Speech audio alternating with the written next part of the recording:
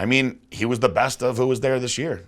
You know, that's bodybuilding. It changes all the time. I mean, there was some years where if you look at the guys that won, you knew that they were off, and you wonder, okay, did they get a pass because they were the current Mr. Olympia?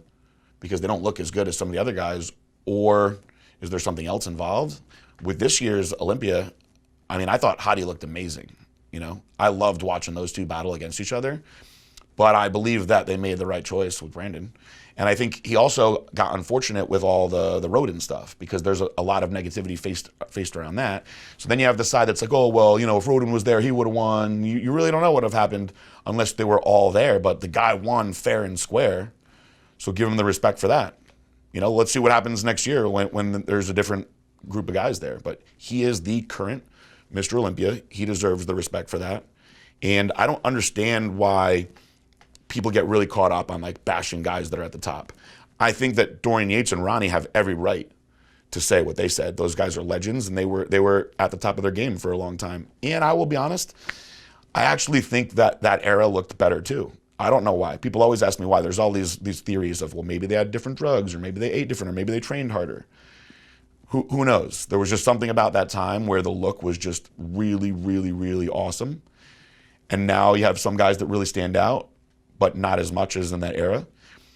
And it's really beyond me to try to figure out why, but I think Brandon Curry looked awesome this year.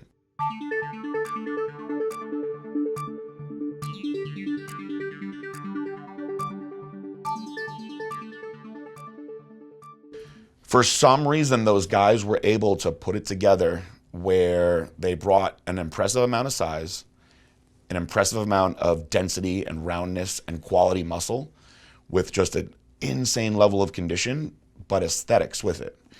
And now I feel there's certain guys that are aesthetic, but maybe they're smaller. Certain guys that are huge, but maybe they're softer.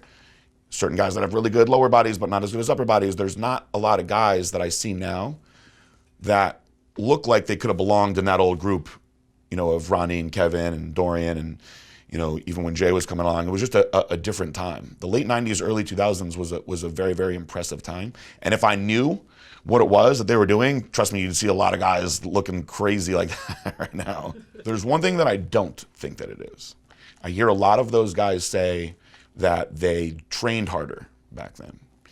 And I know some guys in this day and age that train crazy hard. And some of them look really good.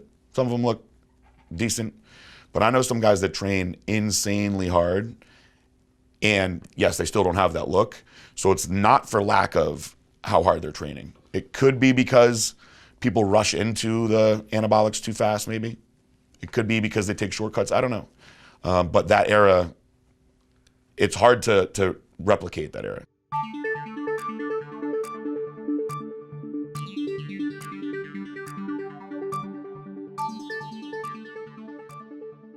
That's 100% accurate. And I had a conversation with somebody about that the other day. There are just far less people focused on open bodybuilding. Some of these men's physique guys, if they stepped it up, could probably be pretty incredible bodybuilders, you know? But they're not. And so what's left, the guys that are holding on to that time that really want to be freaky bodybuilders, you know, this is what there is.